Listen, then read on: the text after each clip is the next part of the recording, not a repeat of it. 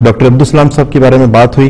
इसी सिलसिले में डॉक्टर अब्दुल सलाम साहब के बारे में मेरी बात हुई थी डॉक्टर परवेज हूद भाई से। डॉक्टर परवेज हूद भाई जो हैं ये कायद-ए-आज़म यूनिवर्सिटी में हेड ऑफ डिपार्टमेंट है फिजिक्स के, न्यूक्लियर फिजिक्स के प्रोफेसर हैं वहां पे। तो अभी इस वक्त हम वो रिकॉर्डेड गुफ्तगू आपकी खिदमत में पेश करते हैं। डॉक्टर परवेज हूद भाई, अस्सलाम वालेकुम व रहमतुल्लाह। वालेकुम सलाम। जी डॉक्टर परवेज हूद भाई, मैं आपसे ये पूछना चाहता हूँ कि पाकिस्तान ने एक ऐसा साइंसदान पैदा किया जिसने नोबेल इनाम हासिल किया, पाकिस्तान के लिए इंतहाई नेक नामी कमाई। तो ये मुआशरा पाकिस्तान की सोसाइटी जो है ये तो पहले ही बहुत ज़्यादा डेस्परेट है हीरोज़ के लिए, जो नौजवान नस्ल के लिए रोल मॉडल का काम कर सकें, उनको इंस्पायर कर सकें। तो फिर डॉक्टर अब्दुल सलाम को पाकिस्तान ने एज ए हीरो सेलिब्रेट क्यों नहीं किया? क्या वजह थी कि पाकिस्तान ने उन्हें इस बेदर्दी से डिसोन कर दिया? मेरे लिए तो ये एक बहुत ही अफसोसनाक बात है, क्योंकि बतौर एक साइंसदान के मैं वसूख से कह सकता हूं कि पाकिस्तान क्या किसी भी दूसरे मुल्क में इनके पाए का कोई साइंसदान नहीं रहा है गुज़िश्ता 100-200 साल में।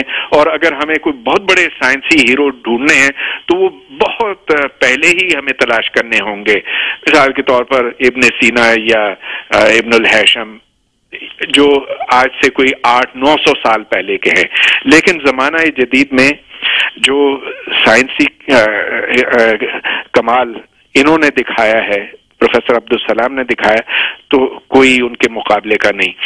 अब चूंकि वो एक तासुब और तंग नजरी का निशाना बने तो इससे पाकिस्तान का बड़ा नुकसान हुआ। वो एक रोल मॉडल थे और मैं ये जानता हूं कि बहुत से नौजवान जो है वो साइंस की तरफ गए, फिजिक्स की तरफ गए, सिर्फ इसलिए कि उन्होंने देखा कि इतनी एक कदावर शख्सियत है। चुनांचे जब उनको पाकिस्तान ने धुतकार दिया तो इसका एक बड़ा मनफी असर हुआ पूरे मुल्क के ऊपर और इस पूरे साइंटिफिक कल्चर पे। अगर आज हम ये सवाल करें कि पाकिस्तान साइंस के मैदान में इतना पसमानदा क्यों है, तो मैं समझता हूं कि उसके पीछे ये तंग नजरी और तासुब है जिसने प्रोफेसर सलाम और दीगर लोगों को आगे नहीं बढ़ने दिया। ठीक है जी डॉक्टर परवेज हूद भाई, बहुत बहुत शुक्रिया। अस्सलाम वालेकुम।